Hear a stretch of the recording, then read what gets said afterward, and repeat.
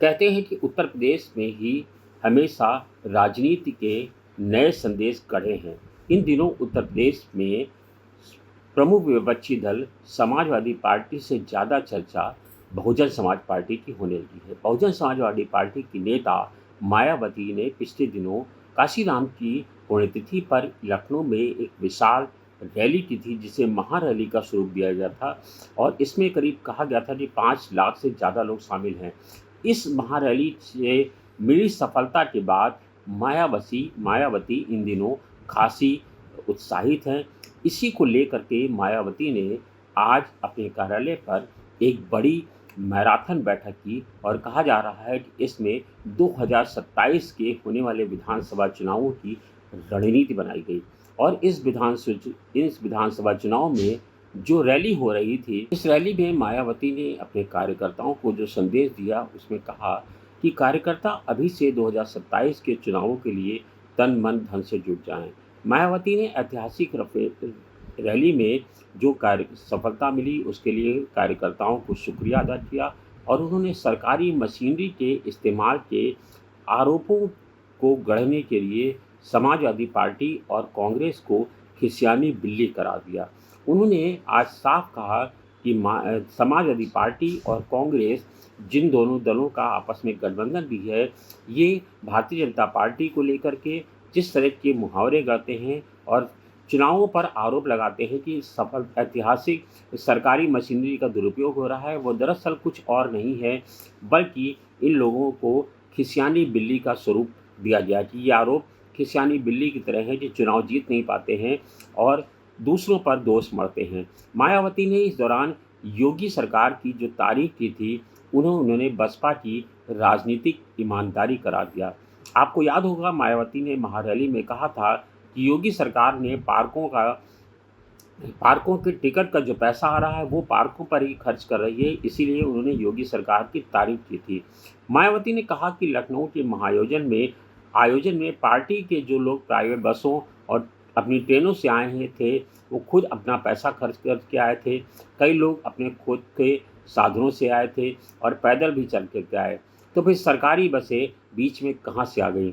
अखिलेश यादव ने दरअसल मोर्चा खोला था कि मायावती की रैली में जो लोग लाए गए थे उन्हें सरकारी बसों से पहुंचाया गया था, जिसको लेकर के मायावती ने ये हमला बोला था कि खिसियानी बिल्ली खंबा नोचे। दरअसल समाजवादी पार्टी के नेता आज तक कभी भी इतनी बड़ी रैली का आयोजन अब तक नहीं कर सके हैं। अनाप शनाप और बेतुकी बातें कर रहे हैं। इसमें रत्ती भर की भी कोई सच्चाई नहीं है कि मायावती की महारैली को योगी सरकार की ओर से कोई सपोर्ट दिया गया था। इसी को लेकर के मायावती आज अखिलेश यादव के आरोपों के बाद खासा नाराज थी और उन्होंने अखिलेश सरकार पर खासा हमला बोला।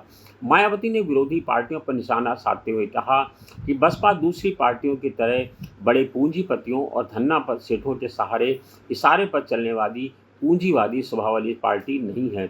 उन्होंने खासकर सपा को आड़े हाथों लेते हुए कहा कि बसपा सरकार में लखनऊ जो भव्य स्थल, स्मारक और पार्क बनाए गए थे, सपा सरकार ने उन्हें बर्बाद कर दिया। हालांकि टिकट से मिलने वाले पैसे को उनकी रखरखाव पर खर्च करने की उनकी मांग योगी सरकार ने मानी। बसपा सरकार ने इसके लिए उनका शुक्रिया भी अदा किया। मायावती ने बैठक में सपा की आलोचना भी की। उन्होंने 1995 के गेस्ट हाउस कांड को याद कहा कि बसपा कार्यकर्ताओं को 1995 का गेस्ट हाउस कांड याद रखना चाहिए, जिसमें कोई भी दलित इस घटना से सपा जैसी पार्टी पर विश्वास नहीं कर सकता है। इसके अलावा मायावती ने पार्टी संगठन के काम को लेकर बचे हुए कामों को बिना किसी देरी के पूरा करने का संदेश दिया। बैठक में उत्तराखंड के कार्यकर्ता तक आए हुए थे। दरअसल मायावती ने 9 अक्टूबर को लखनऊ में शक्ति प्रदर्शन किया था, जो काशीराम के परिनिर्वाण दिवस पर आयोजित किया गया था। भीड़ को लेकर के बसपा इस समय जोश में है, उसका जोश हाई अलर्ट पे है।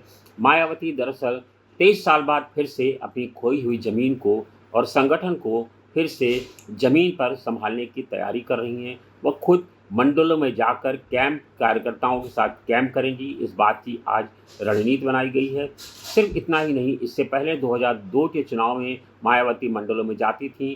भतीजे और सांसद आकाश आनंद अब पूरे प्रदेश में घूमकर जनसभाएं करेंगे। वहीं बसपा भाईचारा कमेटियों के माध्यम से मुस्लिम, अति पिछड़े, दलित और ब्राह्मण साधुओं को चेहरों को साधने का भी काम करेगी। मायावती इस बार 2027 के चुनावों के लिए सोशल इंजीनियरिंग का फार्मूला फिर से अपना रहे हैं, जिसके चलते वो दलितों के साथ साथ अगड़ों को भी जोड़ने का काम कर रही हैं। आज मायावती की बैठक करीब 2 घंटे चली, जिसमें मायावती सुप्रीमो बसपा सुप्रीमो मायावती के साथ साथ सतीश चंद्र मिश्रा जरूर शामिल थे, लेकिन उनके बेटे कपिल मिश्रा बैठक में नहीं आए थे। मायावती आज सुबह 11 बजे पहुंच गई, तब से उनकी बैठक लगातार चली। इसमें अलग अलग मंडल और जिले के लोगों को अलग अलग रणनीति तैयार करने का निर्देश दिया गया है। 2027 के लिए विधानसभा चुनाव के पहले मायावती की इस तरह की बैठक दरअसल बहुत रणनीतिक रूप से अहम मानी जा रही है। 19 अक्टूबर को यानी कि दीपावली के ठीक बाद राष्ट्रीय कार्यकारिणी की एक बैठक होगी, जिसमें अलग अलग प्रदेश के कोऑर्डिनेटर और राष्ट्रीय कोऑर्डिनेटर भी शामिल होंगे। 2026 और 27 के कई राज्यों में विधानसभा चुनाव होने हैं। उसमें राज्य में बसपा की क्या रणनीति होगी, इस पर भी मंथन हुआ है। साथ ही उत्तर प्रदेश से जुड़े नेशनल कोऑर्डिनेटर और अपने अपने प्रभार वाले राज्यों के साथ ही यूपी में किस तरह सक्रिय होकर पार्टी को मजबूत करना है, आज इसका भी रोड मैप बहन जी ने तैयार किया। मायावती ने बसपा भाईचारा कमेटी गठित की है और कहा है कि 2007 की तर्ज पर पार्टी 2027 में अपने साथ दोबारा आएगी। उन्होंने कहा कि इसमें भुर्जी समाज के प्रदेश प्रभारी भी मौजूद थे। उन्होंने कहा कि प्रदेश में भुर्जी समाज की आबादी लगभग 2.5% है। अगर विधानसभा चुनाव की बात की जाए तो 2007 के विधान तर्ज पर ही मायावती ने एक बार फिर से भाईचारा कमेटी बनाने की प्रक्रिया शुरू कर दी है। इससे बसपा फिर से सत्ता में आएगी। दरअसल मायावती इस बार खासा सावधान है और वो मनुवादी विचारधारा वाले लोगों के साथ चलते चलते बसपा कमज़ोर हो गई थी, लेकिन अब समय रहते पार्टी ऐसे लोगों से सावधान हो गई है। उन्होंने कहा कि समाज में लोगों से मिलकर अपील की जा रही है कि 2027 में बसपा की सरकार कैसे बनाई जाए।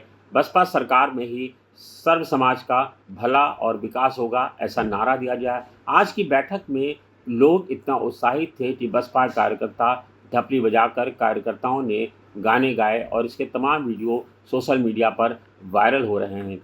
जो ढपली बजाई जा रही थी, गाने गाए जा रहे थे, उन गानों में गाने जो बोल थे उनके मुताबिक गरीबी और मजलूमों का सहारा है, हाथी चुनाव चिन्ह हमारा है। दोस्तों जीते जी माया बहना ये जान लीजिए, हाथी चुनाव को पहचान लीजिए। इस तरह के नारों वाले गीत गाए गए और ढपली पर कार्यकर्ता झूम करके नृत्य कर रहे थे। यानी कि मायावती की आज की बैठक ये साफ संदेश दे रही थी कि 2027 के चुनावों को लेकर के, क्योंकि जिस तरह से मायावती पर हमला बोला जाता है कि ये भाजपा की बी पार्टी है, और पिछले दिनों मायावती ने 9 अक्टूबर को जो रैली की थी उसमें उन्होंने योगी सरकार की तारीफ करके इस तरह का संदेश भी दिया था, जिसके बाद भी उन पर हमला बोले गए। लेकिन मायावती जानती हैं कि 2027 के चुनाव में उनका मुकाबला भाजपा से ज़्यादा समाजवादी पार्टी पर है। दरअसल समाजवादी पार्टी दलितों के और पिछड़ों के वोट हासिल करने के लिए रणनीति बना रही है। मायावती चाहती हैं कि उनके पास से जो उनका कोर वोटर है दलितों का, वो ना खिसके, पिछड़ों को वो अपने साथ जोड़ना चाहती हैं और अति पिछड़ों को भी साथ भी मायावती सेंध लगाना चाहती हैं। दरअसल मायावती अपने भाईचारा कमेटी के माध्यम से अगड़ों को भी जोड़ना चाहती हैं। इसी के चलते 2027 के विधानसभा चुनाव के पहले मायावती जिस तरह की रणनीति बना रही हैं, उनका ये मानना है कि अगर उनकी रणनीति पर अमल हुआ, ठीक से कार्यकर्ताओं ने मेहनत की, तो 2007 के चुनाव परिणाम दोहराने से उनको कोई रोक नहीं सकता है। दरअसल ये जो रणनीति है ये मायावती के अति विश्वास की उपज ही है, क्योंकि अभी मायावती का उत्तर प्रदेश में कुछ भी नहीं है। राजनीति धरातल पर मायावती शून्य है और पूरे प्रदेश में सिर्फ उनका एक विधायक है, जिसके बारे में ये भी कहा जाता है कि वो उनका अपना नहीं है, वो विधायक भी अपने बलबूते पर चुनाव जीत के आया है, यानी उसके पीछे बसपा का कोई जनाधार नहीं है। लेकिन मायावती ने अपने भतीजे आकाश आनंद को जिस तरह से मजबूत किया है वो, और पार्टी ने बसपा ने सतीश चंद्र मिश्रा और उनके बेटे कपिल मिश्र को भी लगा रखा है। इसके अलावा पार्टी पुराने संगठन के लोगों को भी अपने से जोड़ करके रणनीति बना रही है। मायावती ने पहले ही साफ कर दिया है कि वो किसी के साथ भी गठबंधन नहीं करेंगी, ना ही चुनाव के पूर्व समर्थन देगी। अब ऐसे में ये तस्वीर साफ हो जाती है कि मायावती आगे आने वाले 2027 के चुनाव में अगर किसी का ज़्यादा नुकसान करेंगी तो वो दरअसल समाजवादी पार्टी और कांग्रेस ही होगी। मायावती नपी तुली सधी राजनीति के चलते ही, रणनीति के चलते ही समाजवादी पार्टी पर हर बैठक में, हर रैली पर हमला बोल रही हैं, क्योंकि वो जानती हैं उनके मूल वोट बैंक पर अगर कोई सेंध लगा रहा है तो वो सपा सुप्रीमो अखिलेश यादव ही हैं।